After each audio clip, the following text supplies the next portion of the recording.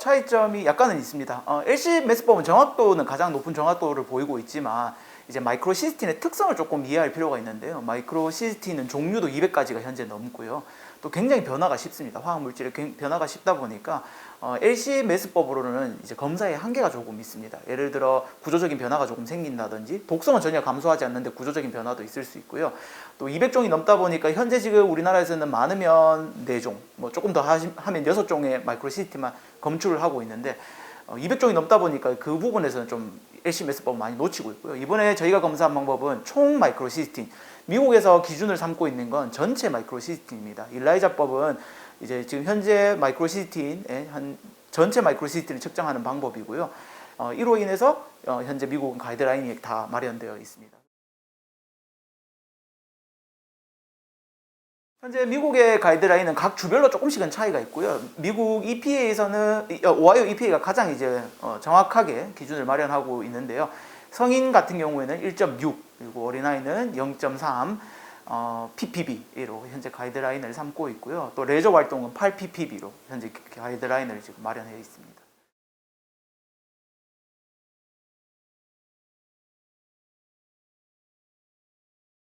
대체적으로 1을 기준으로 삼고 있습니다. WHO에서 1을 현재 기준으로 하고 있는데요. 미국은 독특하게도 이제 어린아이와 성인을 조금 더 구별을 했습니다. 왜냐하면 아이들이 훨씬 더 예민하게 독성 물질을 받아들이기 때문에 이러한 차이가 생겼고요.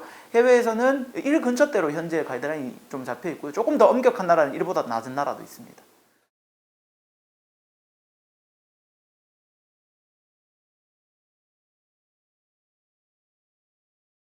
그렇죠. 유해 남주를 수가 높으면 독성 물질은 당연히 많을 수밖에 없고요. 지속적인 모니터링이 굉장히 중요합니다. 우리나라의 해외 선진국을 조금 비교를 하면요, 이제 오전과 오후 두 번에 나눠서 하루 2회 검사하는 나라도 있고요. 이제 미국에도 주별로 비교를 해도 좀 더 자주 검사를 많이 하는데요. 그게 녹조의 특이점입니다. 왜냐하면 일반적으로 오후에 녹조가 굉장히 많이 번성을 해요. 이제 해가 떠 있는 1시부터 한 4시 사이에 녹조 수가 굉장히 증가를 하는데 우리가 원수를 검사할 때 오전에 검사했느냐 오후에 검사했느냐도 큰 차이가 있고요. 치수장에서 물을 언제 가져왔느냐 또 굉장히 큽니다. 예를 들어 오늘 오전에 가져왔는 물은 뭐 한 8시간 뒤에 나가는 물과 오늘 오후에 가져온 물이 8시간 뒤에 나가는 물은 굉장히 큰 차이가 있겠죠. 이러한 차이점도 고려 대상이 필요하고요. 녹조가 오르게 되면 독성 물질은 당연히 오를 수밖에 없다고 보입니다.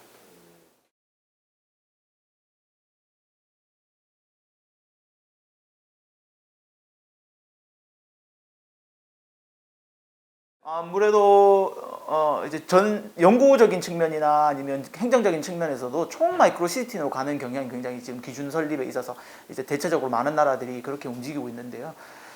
중요한 건 마이크로 시스템이 구조적으로 변화가 생긴다고 앞서 이야기를 드렸지만 이런 구조적인 변화나 아니면 다른 뭐 마이크로시스틴, LR, RR 이외의 물질들 200종이 넘는 마이크로시스틴도 여전히 독성을 다 가지고 있기 때문에 총 마이크로시스틴으로 기준을 좀 변환이 필요하지 않나라고 생각이 들고요. 저희가 측정한 방법과 또 이제 정수장에서 측정한 방법 두 개가 서로 계속 상호 보완이 되어서 나가야 된다고 생각이 듭니다. 그리고 또 정수장에서 측정하는 횟수나 시간도 조금 더 빈번하게 좀 자주 해야 될 필요도 반드시 있고요. 언제 검사했는지는 잘 모르겠지만 예를 들어 오전과 오후는 당연히 큰 차이가 있을 거고요. 또 현재 지금 4종만 검사를 하는데 미국이나 다른 나라를 봐도 현재 6종에서 12종까지 검사하는 나라도 많기 때문에 그 종수도 마이크로시스템 여러 다양한 종류들도 검사를 할 필요가 있습니다.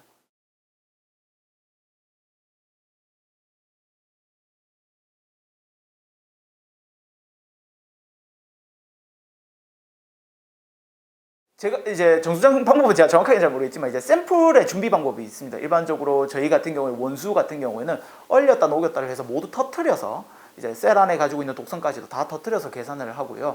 그것도 결국에는 물을 영향을 주기 때문에 그 또 이외에도 어떤 방법 뭐 글래스 필터를 사용이나 여러 가지 세부적인 사항들이 좀 조절 그런 부분 조건들이 좀 다르기 때문에 첫 번째 차이가 날 수도 있고요.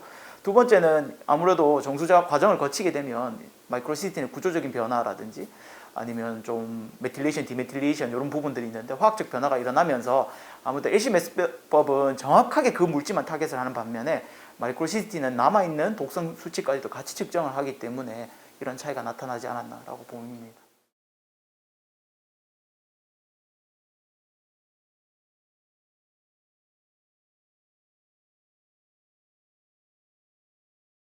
정확도는 높지만 구조적인 변화를 인지할 수가 없고요. HMS법은 일라이자는 구조적인 변화나 이런 부분에는 굉장히 유리하지만 또 이제 정확도 면에서는 조금 HMS법과 떨어지긴 합니다. 하지만 국민의 안전성 측면에서 보면 한세적인 잠재적 위해성까지도 고려해야 될 측면이 있기 때문에 전체 마이크로 시스템으로 가는 게 훨씬 더 정확하다고 보입니다.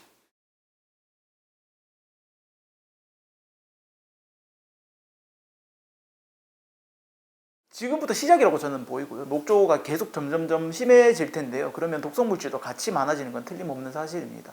그래서 정확하게 측정하고 얼마가 있으며 정수장에서 얼만큼 해결 능력이 있는지 이 부분을 파악하는 것도 굉장히 중요하죠.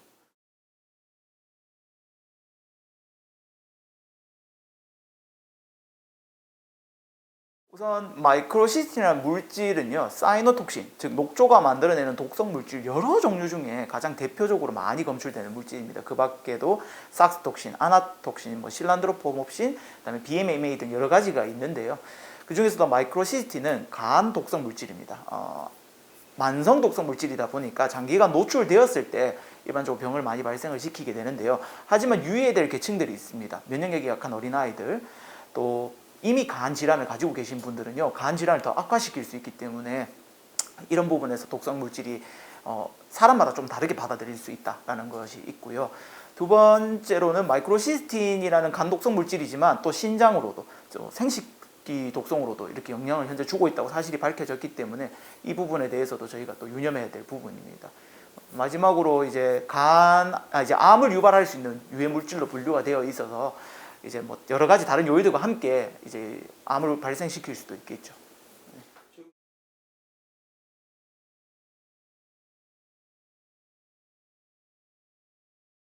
일단 피부부터 먼저 반응이 옵니다. 일반적으로 간단한 알러지 반응, 녹조가 심한 물에 들어가게 되면 간단한 알러지 반응부터 시작을 하게 되고요. 간지럽거나 붉은 반점이 일으킬 수도 있고요. 미국에서는 아무래도 이제 성인 어른들은 입에 물이 들어오면 그래도 뱉어내지 않습니까? 문제는 애완동물을 보면요. 애완동물은 물을 마시고 뱉는 능력이 없기 때문에 마시다가 이제 미국 같은 경우는 한 해 사망하는 개들이 꽤 많이 있죠.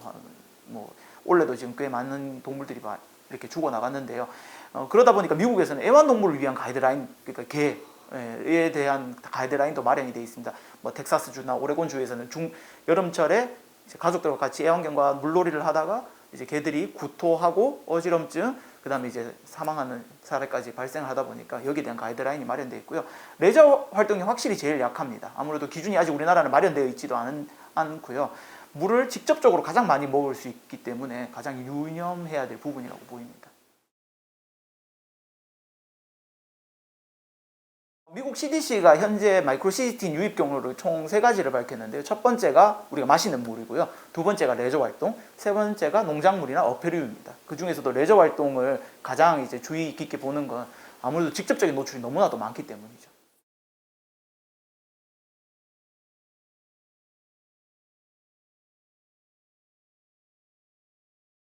마이크로시스틴 농산물에 축적된다는 연구는 10여 년 전부터 이미 전 세계적으로 이루어져 있던 연구들이고요. 해외에서도 이제는 너무나도 많은 연구들이 활발하게 진행되었기 때문에 사실 마이크로시스틴이 농작물로 들어간다 이 사실은 기본적으로 변함이 없습니다. 다만 이제 얼만큼 들어가느냐에 대한 이제 논란거리는 여전히 있고요. 하지만 마이크로시스틴 농도가 높으면 높을수록 농작물에 많이 축적된다라는 결과들은 이제 다 많이 밝혀져 있고요. 또 문제점은 이런 마이크로시스틴이 작물 성장에도 좀 저해를 합니다. 크기라든지 무게도 감소를 시키기 때문에 경제적으로 피해를 입히고요. 또 다른 문제는 결국에는 그걸 소비하는 우리 사람들에게 건강을 위협할 수도 있다는 건데요. 농작물 자체 하나만 바라보면 안 높을 수도 있습니다. 하지만 우리가 먹는 음식들이 다양하잖아요. 쌀, 무, 배추, 기타 상추라든지 여러 가지 음식을 먹기 때문에 결국에는 전체적으로 우리 몸에 얼마나 들어오는가, 물을 포함해서 라는 측면에서 바라보는 게 굉장히 중요할 것 같습니다. 농작물도 뿌리냐, 잎이냐에 따라 축적되는 양도 달라지기 때문에 이런 작물에 대한 전수조사가 반드시 필요합니다. 기후변화가 녹조를 점점 더 심화시키고 있고요. 결국에는 강물의 마이크로시스틴 농도는 점점 해마다 올라가고 있는데 그 물을 사용해서 기르는 농작물들이 안전할 것이다 라고 안전하다라고 볼 수는 없고요. 여기에 대해서 정부가 빠른 시일 내에 조사가 되어서 어느 만큼 이 작물에 있는가, 그리고 우리가 이걸 먹었을 때 괜찮은가에 대한 판단이 빨리 나와야겠죠.